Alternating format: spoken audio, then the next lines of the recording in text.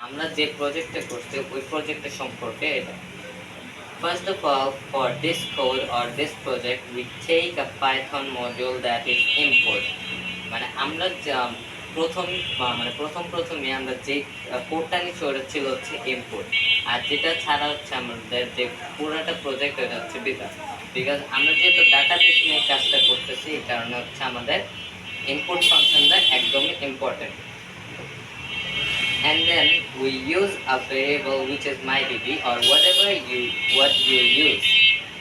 What do you use মানে হচ্ছে আমরা একটা ভেরিয়েবল নিছি mydb মানে, অথবা অন্য কোনো ভেরিয়েবল নেওয়া যায়, বাট mydb নামের ভেরিয়েবল নিয়ে আমরা বাকি কাজ যেগুলো ছিল যেমন হচ্ছে পোস্ট, পাসওয়ার্ড, ইউজার, ডাটাবেস এগুলো করছি। And then for as our customer or user understand, we keep some options and which is the Python main intention, which is make easier the work. আমরা কিছু অপশনস রাখছি মানে রেখেছি যেগুলো হচ্ছে কাস্টমারদের বোঝার জন্য অথবা অথবা যে ইউজ করছে কোডগুলা ওগুলা সুন্দর করে বোঝার জন্য, যেটা হচ্ছে পাইথনের মেইন ইন্টেনশন, কাজকে সহজ করা।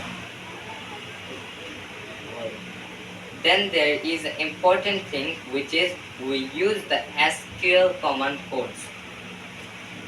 আমরা হচ্ছে পাইথন বাদে ওই জায়গাতে যেহেতু আমরা MySQL, command prompt, XAMPP server, then হচ্ছে PHP MyAdmin ইউজ করছি, এছাড়াও পাইথনে আমরা SQL এর যে মেইন কমান্ড কোডগুলো ছিল ওগুলো লিখেছি insert. Then we call the cursor for executing the data into the database.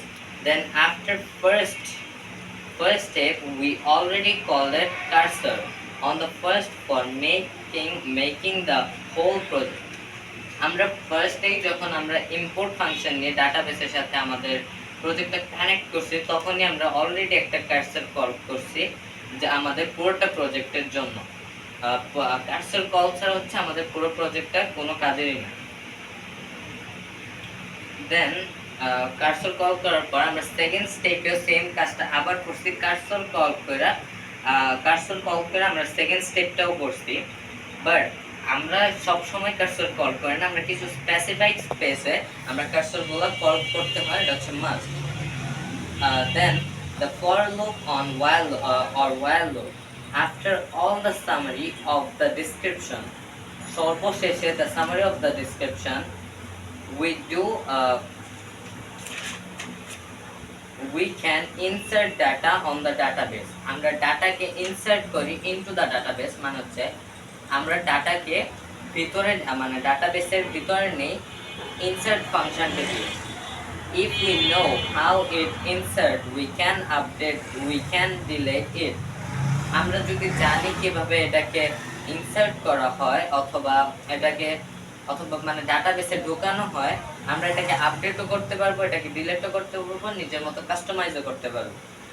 We use the basic things like while loop, for loop, which is main we learned on first, that things we also important.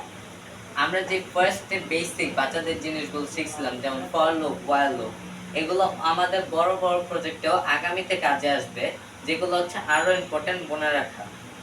And also we use the try block for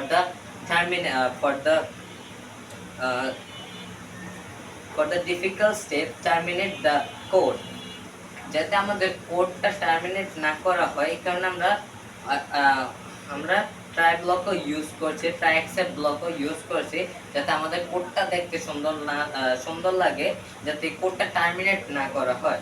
এতটুকু